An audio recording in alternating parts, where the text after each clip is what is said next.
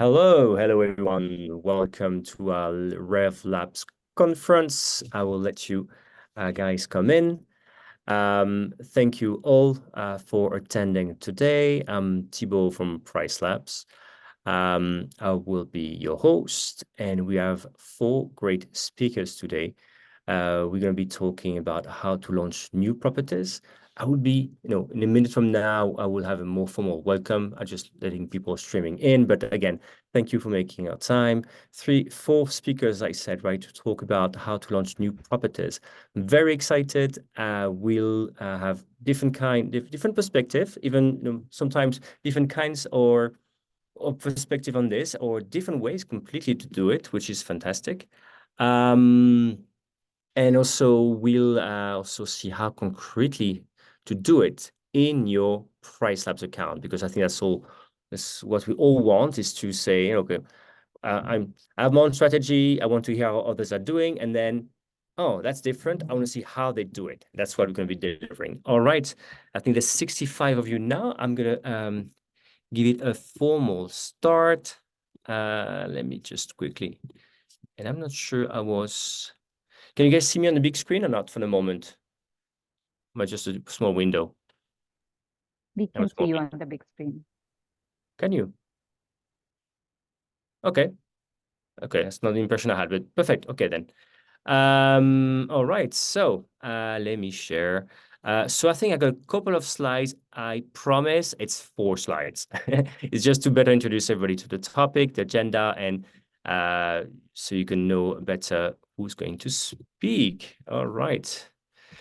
If you ever attended one of these conferences, you know how bad I am with any kind of Canva presentation. All right. Thumb up if you can see the screen. Yes, I think so. All right. This is a formal start. Once again, thank you all for making it today. I'm Thibault from Private Rentals Club and PriceLabs, these two companies, but today I'm PriceLabs. So we are going to be talking about how to launch new properties successfully, right? And we have great speakers, I said, PriceLabs, obviously. Most of you are attending this conference today are customers, so I think you know what we do. And we're actually going to be showing the product if need be, so that's great. I'm your host. That's a great photo of mine. As I'm the head of product marketing at PriceLabs, so I'm trying to bring make tech easy for you to understand, basically, that's what it means. We'll have speaking with us Monique. Again, she will show us PriceLabs, the tool, if needed. And also, she's there, Becca, who's will also be with us. She'll be, for example, in the comment section, helping us answering any question you have. So feel free in the chat to ask any question. We try to have questions in the end, but if there's any pressing question, Becca is here, and also I think she's going to try to collect a few questions for the end. So that's it for PriceLabs. But we also have Sarah, Fabio, and Sébastien. What I'm going to do, and I think that's the last slide. Yeah, well, I'm going to stop sharing for the moment and let Sarah, Fabio, and Sébastien introduce themselves. I think it's better this way. Sarah, I don't want to get started. Sure. Hi, everyone. I'm Sarah Franzen. I am with RevZen. We are an education-forward revenue management consulting company. So we do everything from education with clients to full-service revenue management as a service and specific revenue management consulting as well. Thank you. Thanks, Sarah. I'm Fabio Castiblanco. I'm here with SoSuite, head of revenue and analytics. SoSuite is an operator based out of Philadelphia. We're apart hotels, and we manage, as well as we have our tech section of the company, as well as Suite Op. Some people may have heard of it before. Thank you, Fabio. Sébastien, I think you're on mute.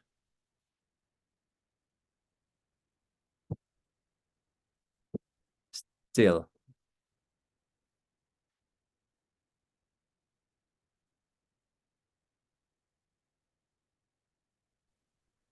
Okay, is that better? Yes, thanks. Great. Okay. All right. So we're a Houston, Texas based operator. We're an urban operator, so we focus really in kind of core downtown markets. We prefer multi-unit locations, so we aim to have ideally at least half a dozen, maybe up to 50 units in a single building. Most of our bookings are midterm rentals. That's what we prioritize, about 75% of our occupancy, but we do allow short-term rentals to backfill gaps. We have a very short booking window, which is fairly typical in urban environments, usually just a few days. And yeah, so about 55% of our bookings by value are direct. Then it's primarily Airbnb with just under 40%. And then we have a few such as Vrbo, Expedia, Booking, Hopper, and then it really sort of starts to trail off. Thank you, Sébastien. And I can see there's 80 people live, and we have hundreds people who signed up. As usual, after this, give us a few hours, but you'll be all getting an email with a link to the recording of this session. So, feel free to focus on what we're saying. You get a recording of it.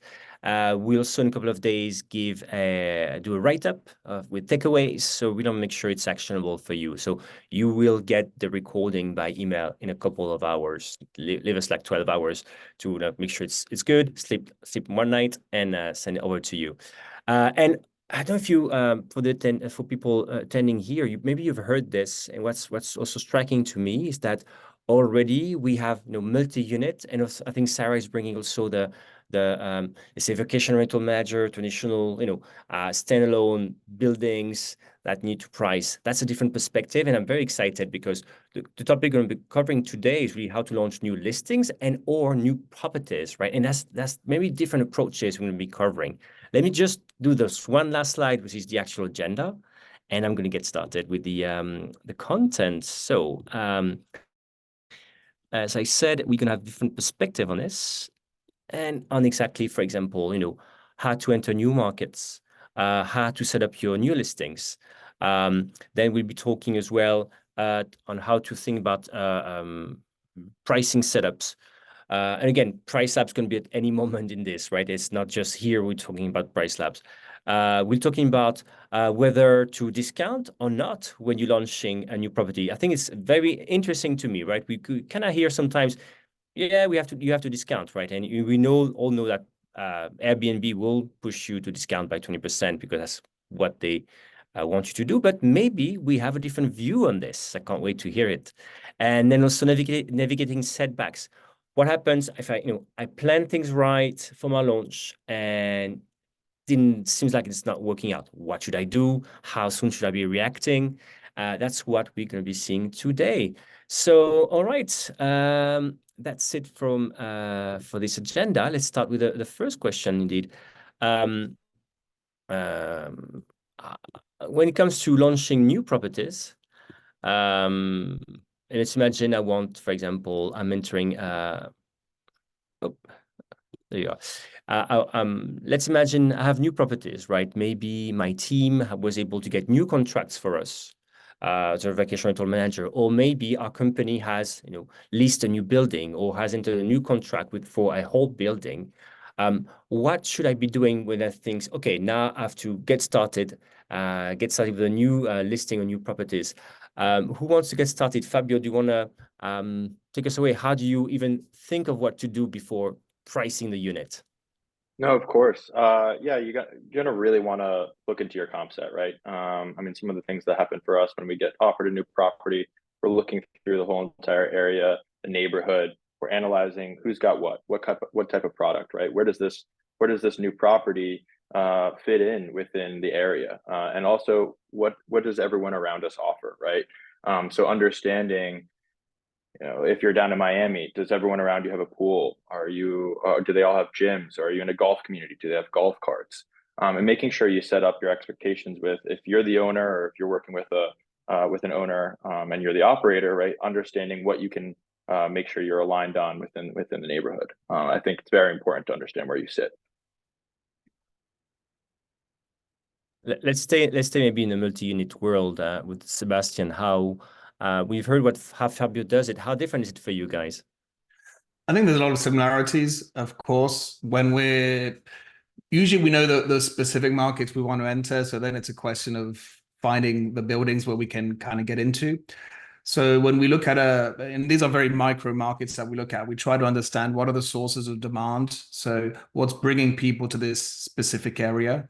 What are the different personas that are associated with that, to then have an idea of the kind of property that we want. When we look at the local market, we're doing underwriting, we do look at sources of market data, but we really take them with a pinch of salt. Just because there's a few hundred listings in your area, they may not entirely be comparable. So you've got to be careful of the floor of averages. So we're looking at hundreds of listings and their photos. We're reading thousands of reviews to really try and pinpoint exactly where would be positioned versus other operators, but also other hotels. So both that qualitative element as well as the pricing element. So then we have a rough idea, okay, we would be at this point of the market and this is how we would price it. Maybe we have a high quality product. Either it could be the building and the amenities, or maybe it's the quality of the listings that we're developing. So the interior design, for example. And sometimes you can't trust the data that's there. So you have to come up with, this is the art part of revenue management, where you've got to come up with some assumptions and then see if you're right once you kind of go live. Let's see. Yeah, those were some of the main things, but it's really understanding your markets kind of very deeply. Thanks, Sebastian. Sarah, how about you when it comes to, let's say, market research or understanding what competitors are doing? What's your view on that when it comes to getting ready to launch a new listing or a new property? Yeah, so I agree. I think it's important to understand the market, and the way that I think at least how my brain works best, is understanding markets means how homes similar to the one that you have, how they perform in that market. So what are the things, what are the qualities of properties in that market that perform well at the different times of year? So understanding kind of from a more high level perspective, how a property like that might perform or how it has performed. I tend to dive into a lot of historical numbers just to see and throw that kind of unit into that, just to kind of see how other properties like that would have performed over the course of time. And then when it comes to actually setting up, I mean, I tend to, my clients now and my experience in the past has been very traditional vacation rental. So very, unique kind of custom properties, not the multi-unit buildings. But the way that I would kind of approach that is you can go down rabbit holes really, really fast, trying to find the right comps and the right, nuances. And it can sometimes be not really it can help lead you down paths that probably aren't where you want to go. I tend to start with a really wide funnel. I tend to look at, how is this home compared to the market in aggregate? Is this a really, to Sebastian's kind of point, is this a really high quality listing that maybe should be positioned in a certain way? And I start with a position with my homes. The idea that you're going to get things right off the bat, and is really slim. So you have to kind of give yourself a little bit kind of a wide berth to make tweaks and fine tune as you go. So I kind of start wide, position from a position standpoint, and then fine tune as time goes on. Thank you, Sarah. Yeah, Monique, I'd love to add to that really quick, Thibault, if I could. Yeah, and I think one of the tools that we actively use, right, is and for those who are PriceLabs customers here, is that market dashboard, right? If you go in there and you type in a new market that you're going to go look at, it gives you the breakdown of, right, Airbnb, Vrbo, different other sources of all the different listings that are in there, and also not just quality of what's important to know where you sit versus the competition there, but also whether it's a 2-bedroom, 3-bedroom studio. What types of products, and understanding if there is a weakness in the market, like, okay, we're looking at taking a new property and it's got a couple 3 bedrooms, but we know this in the area on Airbnb, there's only, 10 3 bedrooms in the area. That's an awesome opportunity for you to take advantage of. So definitely setting your expectations there. And then lastly, from that neighborhood perspective, I think that was something that Sébastien started to tap into, is really looking at the neighborhood and understanding what types of guests you're going to be getting, because that definitely will set you up for understanding and potentially leading into the next question here, but like understanding where you should go in terms of your strategy and and what types of customer you should be going after, right? Whether it's a business traveler or whether it's that family who's just on a vacation. And maybe it's a point for Sebastian and you. And do you also look at hotel data, right? What I meant to say is that you said apart hotel, and I'm like, oh, how much of that data in it? You because you said neighborhood, I'm like, oh, neighborhood tab has short-term rental data, hotel data tab has hotel data. How much you look at one? How hybrid do you see a business is? For me, I think it depends on, again, why are people coming to the area? What types of stays are they doing? And yeah, we look at the hotel data tab, and particularly actually for one new deal we were looking at, it was very important because it was right next to the convention center. So we saw a lot of short-term stays being driven by its market, and there you really are competing with the hotels in terms of pure proximity, on top of the other additional benefits. So it's also a good kind of sense check for us, just to know, make sure we're pricing properly, not leaving too much money on the table, but also not overpricing at the same time. Cool. Yeah, I'd echo that. I'd echo that for sure. We're not just looking on Airbnb and Vrbo for the listings that are out there. We're definitely paying attention when I'm doing research. It's looking at the hotels as well, understanding who's competing in the area, what type of product they're offering. Right? Is it is it the Kimpton, or is it just a resident? Is it a Residence Inn, or is it just a Holiday Inn? Right, for example, and that goes for everywhere that you're looking. If you're in a rural market, understanding that if you have and frankly, in my past, I have worked at short-term rental, vacation rental like Sarah. If you have a Holiday Inn down the road, but you have a couple homes in the area, or a couple condos in the area, understanding that that's going to be your main competition, as they have the majority of the units in the area. Thank you. And so before we go to Monique to have a PriceLabs view, I just want to something I forgot to do, I usually do, is again to welcome all the attendees and let us know in the chat now. For example, as Becca is asking, where's your business and what kind of business you have? We just talked, for example, multi-unit versus vacation rentals. That's very interesting for us and for all the speakers, so we can fine tune a bit. So don't hesitate, letting us know in the chat where your properties are located. All right, Monique, what's your perspective here on launching market research? Yeah, I think PriceLabs has a lot to offer in terms of market research. I will stick to right now for market dashboards, which is kind of what Fabio touched on already. All three of our other panelists brought up the idea of starting from a broad level and kind of honing in on the comp sets as you begin to focus on what your positioning is going to be. If you don't mind, I'll share my screen and kind of tell you what that looks like when it comes to actually viewing that market dashboard. Here, let me know once it's loaded. Looks like we should be good. Yep. So I've got my dashboard up for Myrtle Beach here. Myrtle Beach is one of the areas I work in, so I'm pretty familiar with this area. It's a very competitive area, and there's a wide breadth of options for vacationers to look in terms of lodging, right? We've got single family homes, but there's also lots of condos, multi-units on the beach, off the beach. So just from a broad perspective, you might want to create that dashboard and just look at these KPIs with a bird's eye view. Maybe the first step after you kind of get that bird's eye view is start to narrow it down based on bedroom count. Just kind of looking at, well, what are most likely the offerings that I'm going to have? Narrow it down to the bedroom count. And then from there, I've already done this last night, just to be a little ahead of the curve here to be prepared. But what I would recommend doing is, once you've kind of gotten that view from 36,000 feet, create a custom comp set. And I am hoping it's going to load for me here.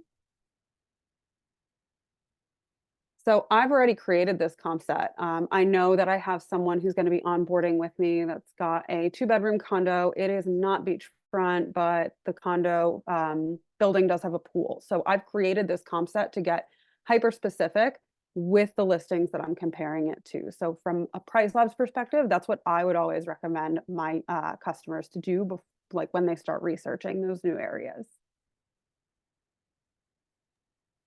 Thank you, Monique. So now let's imagine I've done my market research. I've looked at the data. I'm ready to set up my listings, right? And my pricing strategy, let's say. What are the first thing I need to do? How do you think about your pricing strategies here? And let's start with Sarah this time. How would you do this again? Maybe being the voice here, I would say, of the vacation rental markets. Yeah, so before I ever get into pricing, I have kind of a whole structure that I build out, which includes what my general strategy is going to be for the home, because I have to understand, the owner of the home, the way that most of the units that I work with have a single owner. They have individual goals, and for their investment, is it do they want to turn and burn? Do they want to protect, the actual, home? They don't want, a lot of usage. They're okay with minimal usage. What is the goal of the owner? Because that's going to help set my strategy for that home. I also have to understand and make sure that I'm taking care of the business, and that, this is going to be a good fit. Hopefully we've already decided this, but this is something that we decide early on. Is this a good fit for this type of business? But when you have all of that in place, you can kind of determine what your strategy is going to be. Are you going to be, really aggressive in the shoulders and the off in terms of rate, and you're going to, then hold real high rates when it comes to peak demand times? You kind of have to lay out that plan first. And then once I've got that laid out, I always structure my thresholds. So I have owner risk thresholds, I have company thresholds. I have I've done my research in terms of, how the homes perform in the market, how a home like that might perform in the market. If possible, I have personas built for the people that are going to, be staying in this kind of unit. And so the strategy for me is really important at the outset, because then I can set the, set the settings, the restrictions, everything that I'm going to do to kind of match that. And then when I'm fine tuning, I have all of this kind of context in place, so that, if I don't have everything set perfectly to start, I can make adjustments that are going to be within the framework of where I want to go with this unit. I don't know if that makes sense, but that's how I would start anyway. Yeah, it's a pretty clear framework. Yes, thanks. Sébastien, how about you this time? How you start pricing things? And again, is there also a difference between the whole building versus the units versus the types? How you think about this? Yeah, since we're usually working with multifamily properties, so large apartment buildings, there's a certain anchoring point in terms of what the market rent is. So if we're working with a building owner on a management contract, they have a sort of a figure in the back of their minds of what they could be getting on a long-term basis. So that kind of forms our, I guess, in a way, our sort of minimum point. Can we make above that threshold for the owners? And then we're sense checking it with the market. Is that price realistic? Could we get a whole lot more? Are there anomalies? And for multi-unit, I guess it's particularly important in terms of the unit mix that you have. So in our market, for example, there's a lot of demand for smaller units, one bedrooms and studios, far less demand for larger units. Although that being said, some of the personas we're now starting to attract are asking for more 2 bedrooms for cancer treatment, for example. So being in tune to what you think you can actually sort of sell it can be tough if you're struggling to get a pipeline of properties and you're only getting a certain type of property to say no. But I think that's kind of key skill that you develop is, do I know if I can make this work or not, both operationally, but also from a financial perspective. So yeah, don't be scared to say no if it's not the right fit. Thank you. Fabio, how about you? What are key strategies when it comes to pricing a new listing? Yeah, I mean, pricing the new listing, for us, it's probably very similar to what Sébastien was saying, right? We're going out with pro formas and submitting budgets to our ownership groups, and so we're trying to hit those targets, right? So I think in many ways it is similar to what Sarah was saying, where she has her owner restrictions, right? We have our own restrictions on our end where we have to hit those numbers, and if we go in a certain direction, we're probably not going to get there. But it really does depend on the type of market for us in terms of how we go about pricing, right? Or how I've gone about pricing in the past. Is it a market where you're going to be getting a lot of occupancy and you're going to be trying to fill your rooms and getting RevPAR that way, or are you trying to go on high yield and get RevPAR in the converse way? But in terms of just outright pricing and starting off and getting things going, yeah, we're definitely leveraging a lot of promotions on OTAs for sure. Getting that initial boost and getting those reservations on the books. That's definitely one of our core strategies. But I would say don't be at the same time, don't be afraid of refining and tinkering a little bit, right? You might notice right off the bat that you might have underpriced yourself, and especially in the short-term world, that definitely can be scary.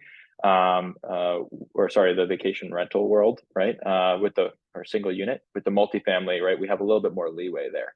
I like to set myself up with some pricing strategies. I don't know if we're necessarily at this point here, Thibault, to talk about it, but where we set up, we utilize all the different pricing settings that you have in PriceLabs, like occupancy adjustments and leveraging seasonal adjustments to make sure that you're optimally set up throughout the year, because that one base price that you put in and relying on the demand of the very smart V2 algorithm that you guys have put out definitely works, but at the same time, you might need to do a little bit of tweaking and refining there. Yeah, indeed, and thank you for mentioning tools. And Monique, what do you want to show at this moment, if you have any, or say about again getting started with the pricing for a new listing?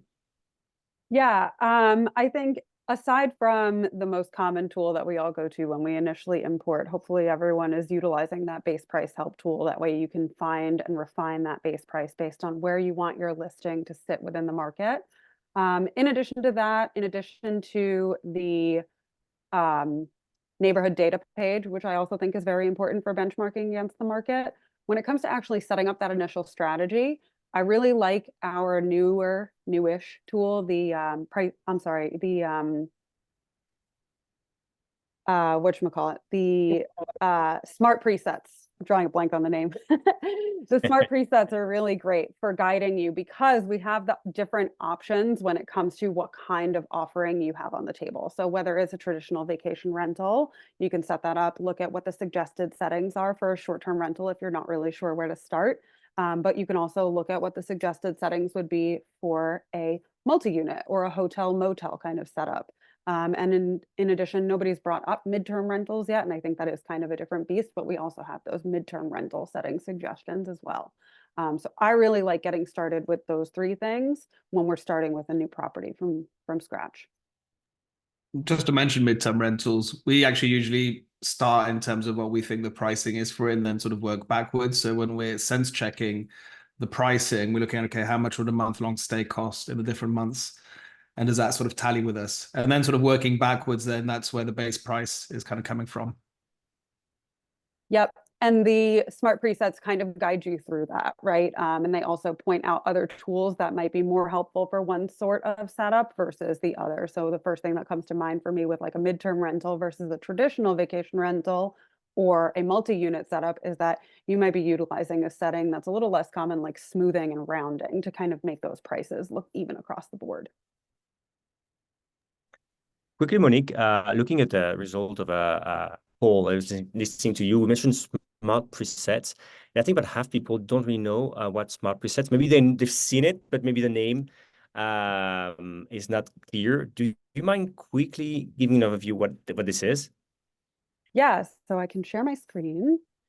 Smart presets came out when we launched Hyperlocal Pulse. The reason why we launched them is because we found that a lot of people weren't really sure where to start, especially if they were new to dynamic pricing. Just bear with me one moment, it's still loading. But once it does load, I can show you exactly where to find them and point out where you can toggle which settings show up for you.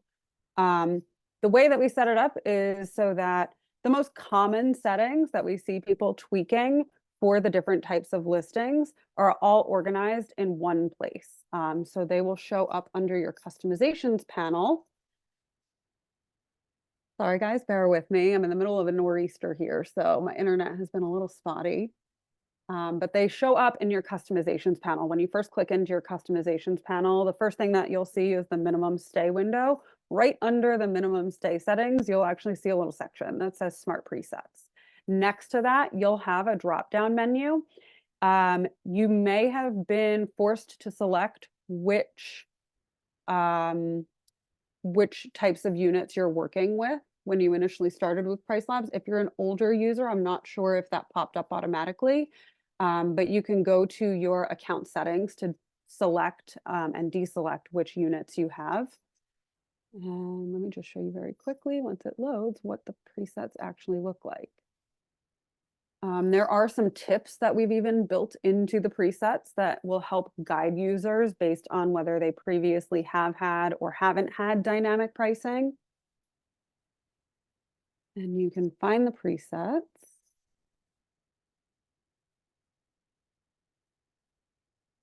Sorry, guys, I really tried here to like close everything and make this as fast as it could possibly be. And I'm still dealing with this horrible weather and the slow internet, but you'll find the pricing presets right here. You'll click edit into your customizations. I think it's the curse of the demo, right? Whenever it's like for any of us, right? Whenever we have to show something to someone, it's that day the connection just blah. Yeah. Oh, there we go. Exactly. Here we go. So right here, you'll see that there is that drop-down menu where you'll be able to select whether it's a short-term, mid-term, or multi-unit. If you are not seeing the drop-down as a selectable option, you would just click on your initials in the upper right-hand corner of your PriceLabs account, go to your account settings, and then you'll actually see an option to choose what kind of properties you have. But you can see here for short-term rentals, we have all these the typical settings that we see people may be customizing. Just because it's here doesn't necessarily mean that it needs to be customized. These are just the things that we're seeing commonly being adjusted. And then when you hover over the tip, we'll actually give you a little explainer as to what the setting is and why we suggest you tweak it if needed. And I think the audience we have today is people with at least 50 properties. So maybe for a lot of you have your own way of doing things, but that can be, if you have somebody new to your team or not, that can be also a sanity check, I would say, right at that level. Is it fair way to present it, Monique, for people who have bigger companies? Is that a sanity check, like making sure it's happening, or? Yeah, I would say so. And for those of you who are wondering about, it showing up at the listing level, the smart presets will actually also show up at the group level and the account level for you to kind of double check your work.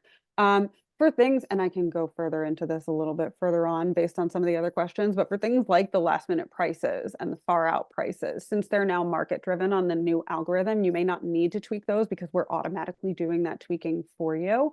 But for something like a seasonal profile, you could see here that it's showing up under short-term rentals. So don't be afraid to utilize that if you feel like you need just a little extra nudge to get the pricing where it should be.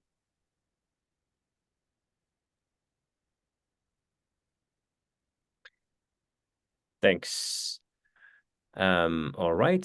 So now let's move to the third question of the day. So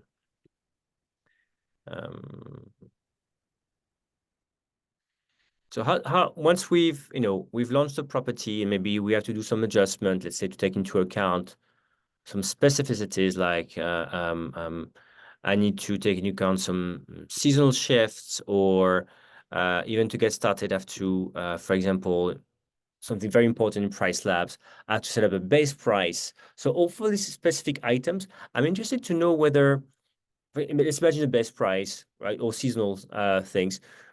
Do you use PriceLabs tools for that, like base price, we have a base price help tool to recommend a price, or you have seasonal profiles? Do you use that, or you don't use this at all and you have another way to do this? I'm just curious how you do this price adjustments, sorry. Sébastien, you want to get started? Yeah, sure. So we use a lot of the tools that are in PriceLabs. Since we're doing multi-unit, we try to make our lives easier by creating different groups of listings, even within a building. So we're going to group, for example, the different studios together, the different one bedrooms. So we consider the demand for those to be quite similar. And then we're applying a set of rules for that kind of group. So in particular, we're using the portfolio-based occupancy. So we're looking at the occupancy of that group versus the booking window for those units. And that's going to apply different kind of discounts. So if the building is really full and it's getting booked far out, we're going to be at the higher end of the price range. Whereas if it's last minute and we're really empty, the discounts are going to be more aggressive. So I think we're definitely making use of a lot of the tools that we can use within sort of PriceLabs. There are some things I guess that we're not using because they're not in PriceLabs at this moment. So we have a lot of direct bookings, but we also have quite a few OTA bookings. With the OTAs, we really want to encourage new listings to get booked. And one of the ways that we do that is by giving them a little bit more of a discount so that if they're appearing versus our other listings in the OTA search, then they're going to see a discount applied there and they're going to book that one and hopefully get a good review and so on. What we found, however, is on our direct booking website, since we're marketing the buildings as such and have all the reviews clustered there, we don't really need to give a discount to that unit because they can't tell if it's new or old. So that's one of the reasons why we stopped doing it in PriceLabs and then started managing it through our PMS in the channel. Kind of little subtle things that you realize over time. New listings, again, we wanted to give a discount just so that, again, we make sure that it does well in the OTA's algorithm. Those are probably, I guess, some of the kind of key differences. The other one that we have is, actually, this probably goes into the next question, but if it's not performing well, then we're looking at what are some of the reasons for that. And what we found is that if you get a lot of bookings through an OTA, they're going to keep pushing you to the top of the rankings. But if you're very successful getting booked through other websites, then your listing is going to start to become stale. So then we start to consider what can we do to sort of jumpstart that listing in that particular OTA channel. Thank you, Sébastien. Sarah, how about you again? So in terms of price adjustments or, any kind of things that we hear a lot, at PriceLabs, base price, for example, or all these things. How much do you rely on PriceLabs to do that, or do you use other things? I think the strength of the pricing tool, right, is the power of aggregation, is the power of reach. And so I think to leverage that that's how I look at it, that's the primary way that I'm going to leverage this tool. The way to group or to segment, however you want to, call it, I mean, that's super important in terms of how you're, how I'm analyzing things. Property managers with 50 properties, you're not super big yet, right? You're still kind of in this kind of smaller to mid-size. So the ways that the tactics that you're using to actually analyze and to tweak are going to be a little bit different. So in the beginning, I talked about, starting with a big funnel and kind of narrowing down and positioning and things. That's for a property manager of 50 properties, I certainly do that, to start out. But then from a day-to-day standpoint, there's this concept of vertical, extrapolation versus horizontal. You're still probably in the more horizontal, tactical approach. So you're really looking at how each home is performing over time. I think having that ability to see that specific home or that unit against the market over the course of time is really useful, and also having that unit in a group as well. So you can have, when I'm analyzing, I'm looking at a single home segmented in very different ways, multiple ways. From the pricing tool standpoint, it's great to have this, the boundaries. You have your boundaries of how that home is grouped, but then you're doing a lot on a very granular basis as well. You're making those fine tunes and those tweaks as you go on a very individual level. So I think, really utilizing that tool for, to create the wide structure, the wide boundaries, and then to be able to kind of have that kind of go along over time. But the ability to also manage on an individual listing level is huge. And so I think that's really where I think the greatest use with, the pricing tool is that you have kind of the beauty of both. You have the real high level, and you also have the ability to manage it individually. Like account level, group level, even subgroup for people with a lot of properties, and at listing level. You mentioned that's very interesting. Yeah, the Fabio, flexibility I think is huge. Indeed. Fabio, what's your take on this? Well, what I love is that both of these both of my panelists with me here are using a lot of similar strategies that I use, right? Something that Sébastien called out, which was occupancy adjustments. We definitely leverage here at SoSuite as well. And to the group, and all three of us all use the groups, right? I use the account, I use group, and I use subgroup as well. I group our properties at the subgroup level, and then I actually set up that main group level as the city or the market, and I do seasonal profiles there. So adjusting our min rate, adjusting our base rate up and down based on the time of year, definitely very important, especially on, maybe you're not trying to do that on your base level. Maybe you're confident with how your base price is set up, and the base price tool that PriceLabs has, knocked it out of the park, and you're right on par. But maybe that rate wants to go lower during the year, and maybe you might have a min rate that you set as pretty aggressive, and then you get to maybe mid-January here in Philadelphia for us, not a great time of year for the market, and some of our min rates are just too high, right? So seasonally adjusting that down and not having it be something where you have to go in and hard code it, but you want to have a higher min rate during the summer. So definitely leverage those tools because they're super important to enable you to better yield, especially when you don't need to go as low or you do need to go lower. The other thing here in terms of just off the bat pricing, I think something that a lot of people think about is discounting pricing right off from the get-go to try and get those reservations in there. And I know Sébastien and Sarah both have talked about this previously, and it's really, or we've all talked about it, but it's about pre-selling your property, right? Try and get reservations on the books ahead of time if you can. And if that even means just you have your license and you're good to go there, but the property is not 100% set up, and you're not ready to host the guests, but you're ready to host them, you're going to be ready in 3 weeks, get yourself out there. It doesn't hurt you too much to get your property out there and try and start getting some of those reservations ahead of time, so that you don't have to discount 10, 20, 30% when it comes to 3 days to arrival. And I think that's a very important thing to try and make a best practice of. Shooting one template room, or if you're in multi-unit properties, or maybe you actually have a bunch of vacation homes, but they're all furnished very similarly or the same layout. Try and getting some standard shots of those properties and leveraging that across your different listings can be very helpful. So I think from the get-go and setting up your pricing there, I think I've touched on some of the stuff that both Sébastien and Sarah touched on, but hopefully I brought something new to that conversation here. Yep. Thank you, Fabio. Monique, what can we say here? Yeah, there's a couple things. I think the biggest thing that stood out to me is utilizing occupancy-based adjustments, especially for newer listings as they're getting started. Common thing that I suggest to people who are just onboarding listings is to maybe, instead of using that default occupancy profile that we use, is to switch and use the aggressive occupancy-based adjustments, because that'll start to fill your calendar, but it will self-correct as you start to maintain, or as you start to obtain occupancy, it will start to add premiums, so that you're not necessarily losing out on revenue. You're still trying to hit that main occupancy goal if that's part of your strategy, but you can start to encourage those listings, maybe get a little ahead of some of the other people in the algorithm when it comes to actually being on the OTAs. In conjunction with what Fabio was saying, when it comes to seasonal profiles, this is a newer feature, even more recent than the hyperlocal pulse algorithm and all the updates to the settings that came with it. We now have pricing profiles that can be applied by season.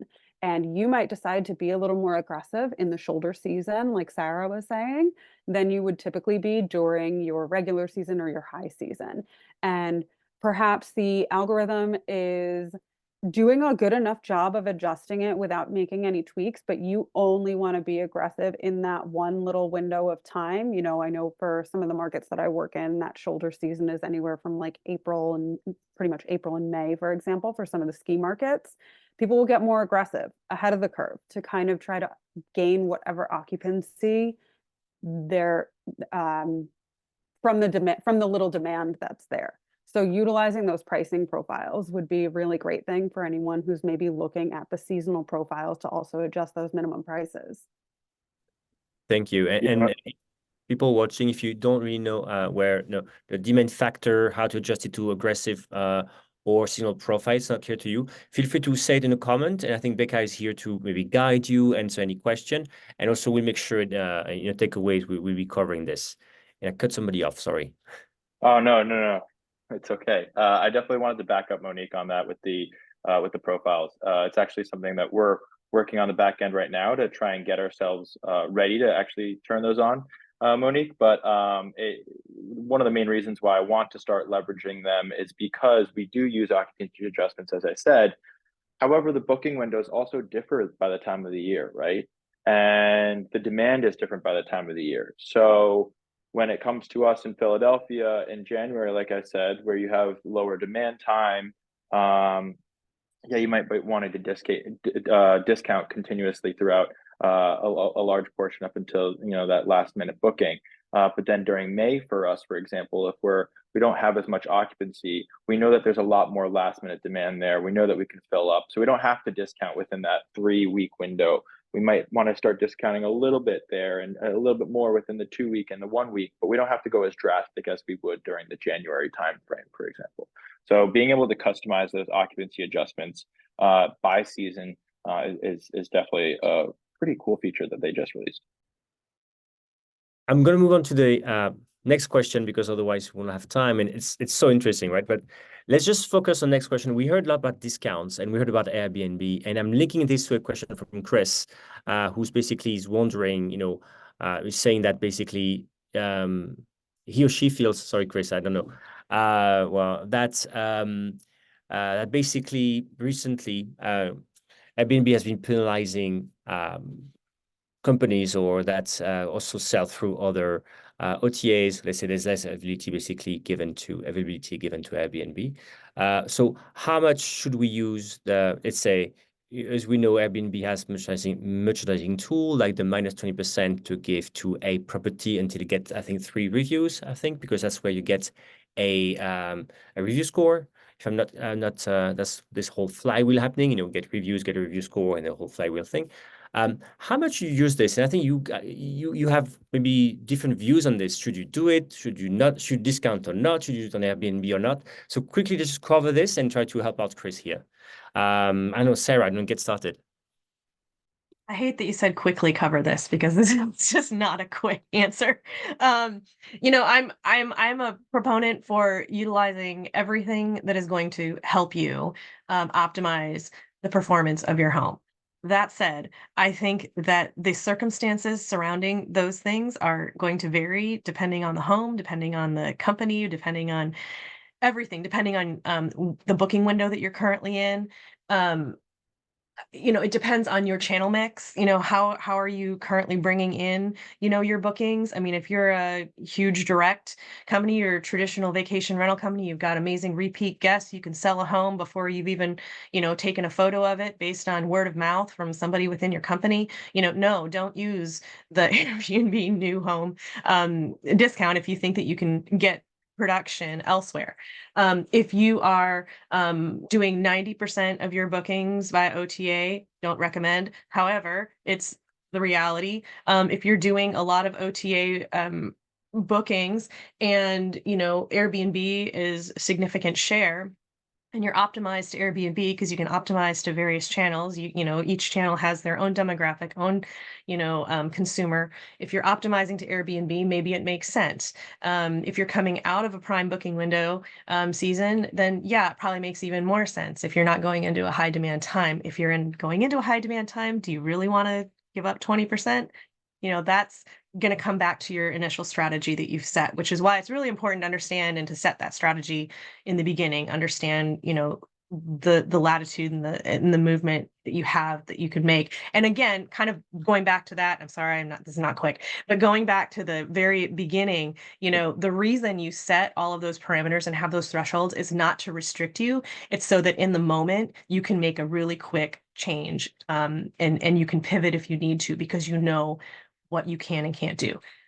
That's a really long answer, and I'm sorry, and it probably didn't even answer your question, but that's it. I like it. It's like perspective on what should do. Maybe either Fabio, Sébastien, how because I think one of you or both of you actually mentioned discounting, and I think maybe Fabio, you touched upon merchandising tools. What's your view on this again? Let's just focus on this Airbnb question we had here as well. Yeah, I can be very quick about it. So there's two thought processes in mind. Look, multifamily, you have a lot more inventory, a lot more units to sell. You want to get traction for, if we have one multi-unit listing that's 14 units, 3 reservations that are 20% discount at the end of the day isn't going to be the end of the world. Now, what I would still say, regardless of whether it's one property or multiple, is making sure that you're properly yielding up during your high period times, right? If you're going into graduation weekend in Philadelphia, you don't want to give a 20% discount on a prime weekend booking of $2,000 all of a sudden, and next thing you know, that's not as much yielding there. So right, but very important to make sure your pricing is set up, especially for your peak times. And then the other thing for individual families, right? I've had multiple different strategies over the years. One that I've taken in the past is actually marking up the 20% to Airbnb, so that way when you get that reservation, you're not impacted. And then you can drop that markdown after you've gotten those reservations. So just a little food for thought there, but I definitely think that using the promotion there to get some traction is important. Thank you, Fabio. And so I will go to the last question now, and it's Monique, anything on this Airbnb thing, or can I go to the last question when things don't work out? I'll cover it really quickly. Yeah. I think Chris's question is more related to, you've had some extended stay bookings off Airbnb, and then after that, your unit comes back after maybe 3 months and it's gone stale. What do you do? And we'll cover some of these things in the next question. What can you do when things don't go well? But it essentially comes down to pricing. And so when I say you kind of try to revive it, you just drop the price really low. And usually we'll do that through the last minute discounts, and just on the Airbnb channel. So we'll do that in the OTA. So I might drop it 20% or whatever for the next 10 days, just because I want somebody to book it on Airbnb, for example, if that's the channel I'm targeting. Yeah, and let's keep on talking about that, Sébastien. So again, when things don't work out, so we just that's the thing that in a way it's working out, because you do have a long stay, which is great. Yes. And here we reactivated the channel, but let's say worse, things don't really work out anywhere. What do you do? So I'd say there's a few things. So first, is it just this property, or are all your properties having a problem, right? So once you've isolated, it's that listing that has a problem. You want to make sure you want to check the listing quality. Is everything on the different channels as it should be? Is there some kind of error? Then if that's okay, then you're looking at other kind of factors. So maybe has there been a bad review for the first day? Do you need to kind of address that as I put down the algorithms?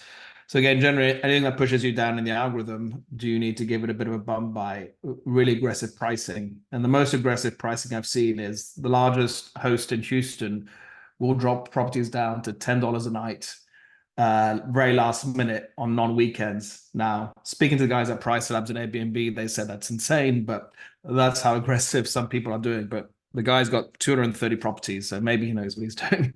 So generally speaking, with an OTA, if you're kind of really low, but you don't see anything that you can fix, for example, you've got good photos, you've got good copy, and everything else should be fine, then usually pricing is the biggest lever that you can do to try and get it booked and again recognized again. I guess a couple of other points around if there's issues.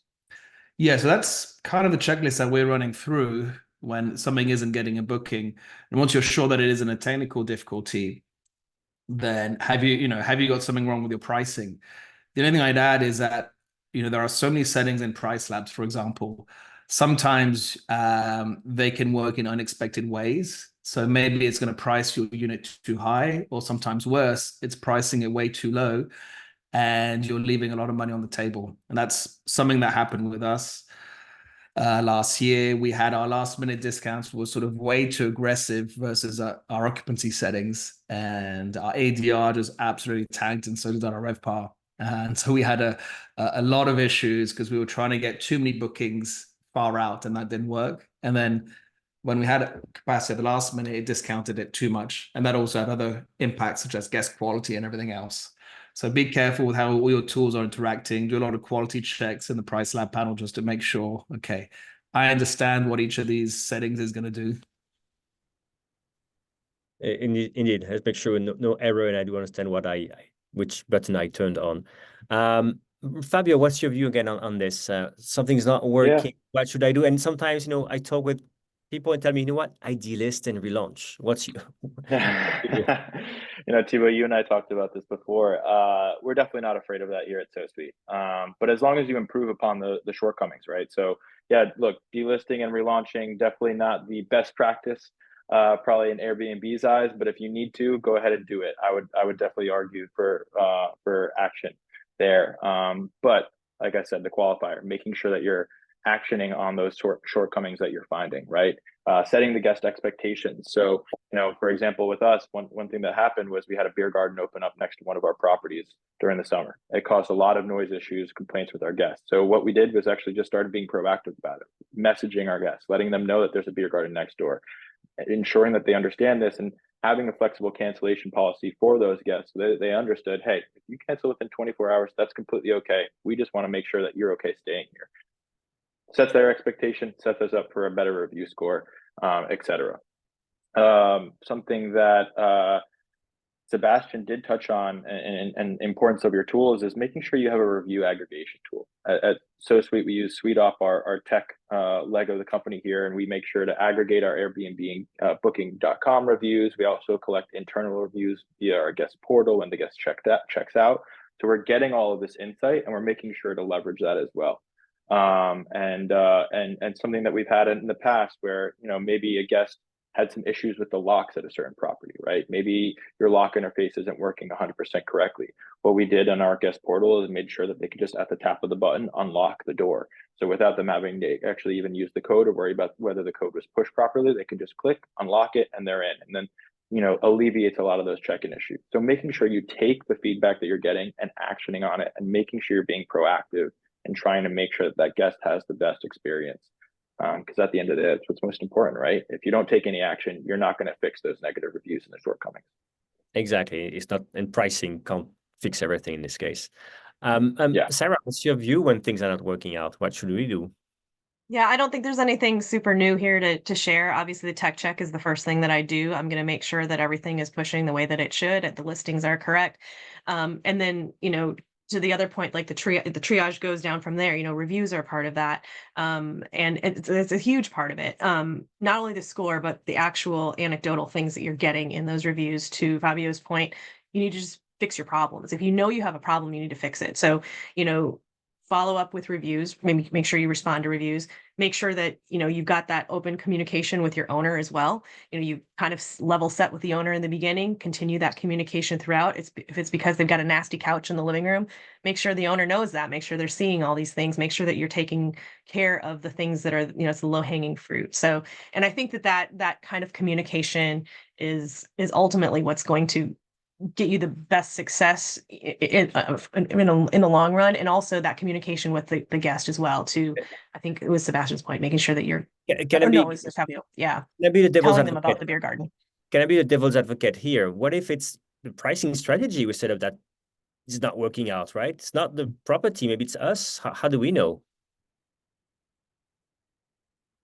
I think particularly if your underwriting wasn't very strong, if you got it wrong, and that can happen, particularly if it's not a property or market well, then you kind of get into this almost as death spiral sometimes, that you're not getting booked, so you appear low on the rankings, and it kind of keeps dropping you further and further down. So then you got to be more and more drastic with price. So yeah, knowing if you've gotten it wrong, and it's tough because sometimes your owners have an image of how much money they're going to make and what the price should be, and that may not always be accurate.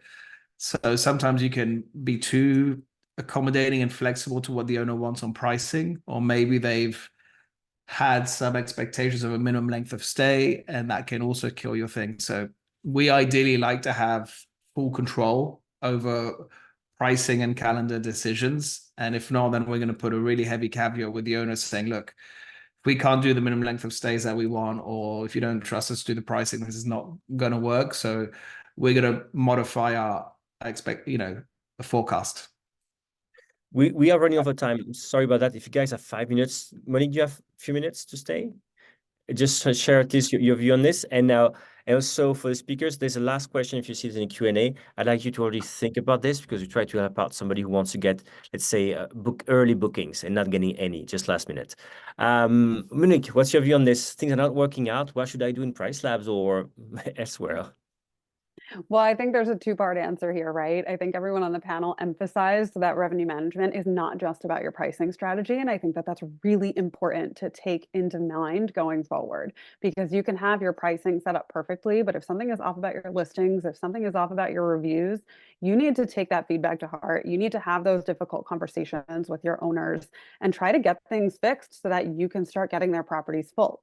Now, if it is a PriceLabs thing and you maybe want to try a different strategy or you kind of want to A/B test, PriceLabs does make it very easy to copy settings over. So whether that's transitioning to a brand new listing for an existing property, mapping your listings together to copy some of the settings over if you don't really have anything to change and you're just trying to escape a bad review, or maybe even A/B testing. Maybe you've got a subgroup happening where you're testing a different strategy for a couple of listings, especially if it's a multi-unit and you have the ability to kind of be flexible there.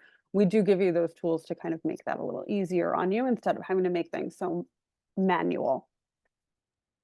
Thank you. That's so much value in so little time. Love that. Thanks. So we have, again, these questions. Someone is trying to get early bookings, let's say, getting mostly last minute bookings. So that prices has to be discounted. They don't want this. What's a way to, maybe understand what's happening or what to do? Anybody has any, feel free. Any idea what to advise here? I would, oh, sorry. Oh. I was just gonna, just in terms of the last minute thing, I think it does also come back to strategy. So, there are some properties that I'll take on and I'll be like, you know what, we're going to be more aggressive with rate across the board. Maybe we set that base rate a little bit lower. We're going to get some base on the books, and then we're going to start yielding up if we need to. That's one way to get, if it's a unit where you've got some flexibility there. That's also kind of risky too. The other side of that risk coin is that sometimes you want to hold rate because you or the owner or somebody thinks that this property has, the ability to convert at the very last minute, and it won't. And then what happens in order for you to get it convert is you have to drop rate significantly. And when you could have been more competitive at the outset, gotten more, built up that RevPAR the way that you probably more healthy. And so I think that it's kind of the approach. What approach are you going to take with this home? Whether it's a new home kind of strategy where you're looking at the first 90 days, or whether it's just a general strategy for the home, you're going to yield up. So I think that's just kind of a general answer. I think, but it starts from like, what's the goal of this home? What's the risk tolerance of the people involved, the stakeholders? Yeah, Sébastien, go ahead, and I'll cover it last. Oh, I was going to add a couple of things. So if things aren't booking, like with they're not booking in the future. Is it because the market doesn't support it? So urban markets tend to have far shorter booking windows. Our average is like 4.5 days. During COVID, it was 0 days, and that's even for midterm rentals. And if there are some people booking far out in advance, who are they? Is it a persona you're not attracting? Then I'd say, look at your far out prices. Can you reduce them to actually encourage those bookings versus discounting last minute? And finally do you need to make those last minute discounts? Or are you sort of panicking? How do you price versus the rest of the market at last minute? So it could be your assumptions around, I need to discount last minute.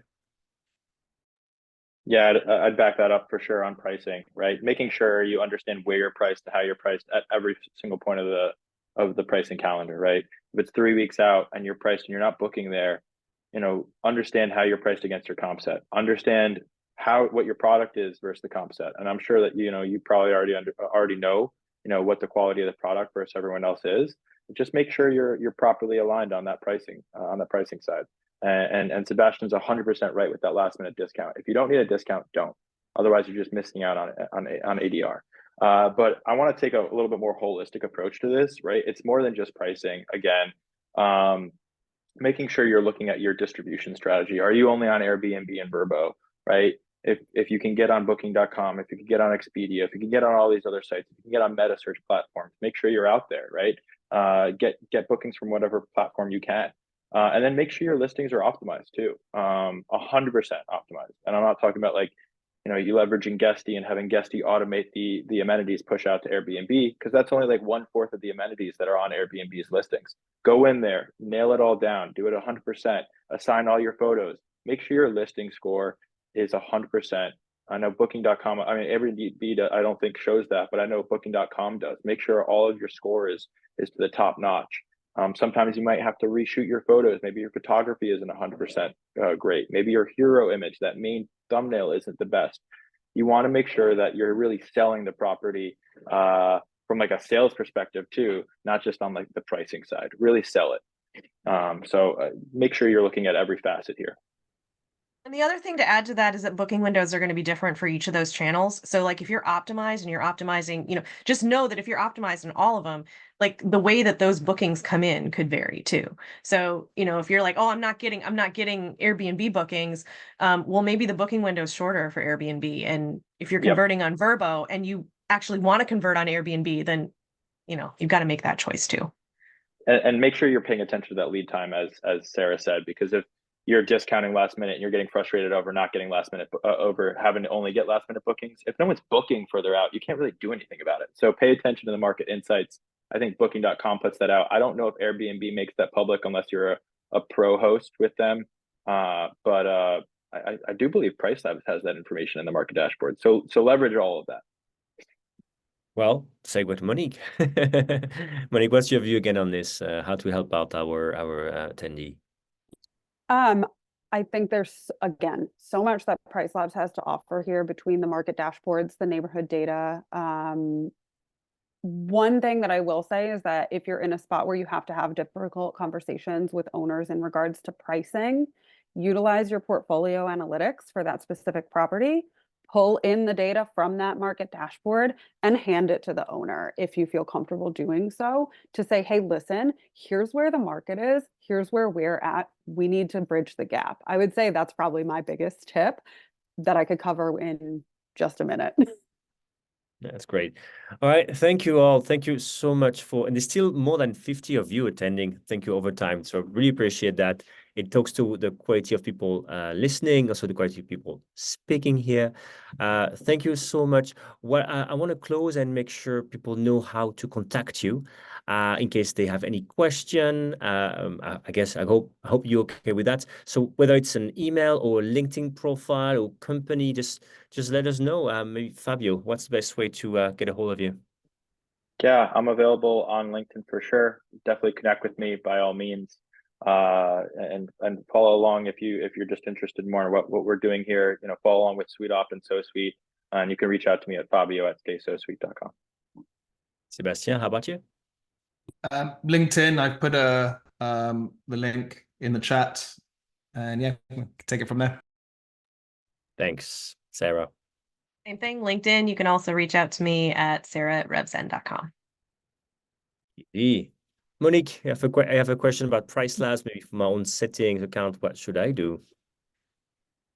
You can reach out to me on LinkedIn. You can also email me, monique.delorenzO@pricelabs.co. I will drop it into the chat because I know my name is quite a long one. Right. And also, if you have any other question, maybe your own account, we also have the support at pricelab.co, right? That's here to answer any question you may have about your own account. So on this, I would like to close this session. Thank you so much for everybody attending, speakers, with the prep time you spent on this and the session today. Appreciate this. Monique and Becca, thank you for helping give the PriceLabs view on this, and Shani for organizing with me. We talk RevLabs session, next one is next month, and we talk soon, I guess. Take care, everyone. Thank you. Thank you. Bye.